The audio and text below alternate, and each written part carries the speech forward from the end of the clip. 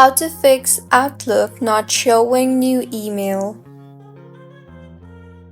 Hello everyone, I am Bishaka and welcome to our channel. I will take you through the step-by-step process on how to fix Outlook not showing new email. Now, let's get right into the tutorial. This issue might occur due to cache in the application. So, go ahead and firstly clear the cache in the application. To clear, launch the Settings application on your device. Now, tap on General and then on iPhone Storage. Here, scroll down and find the Outlook application and tap on that.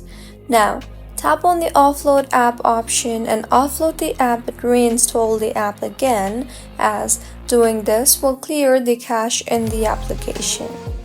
Doing this will also free up storage used by the app and will further fix the bugs in the app.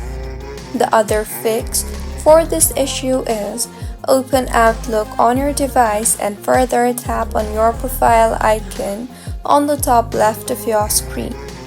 Here, tap on the junk option you see there.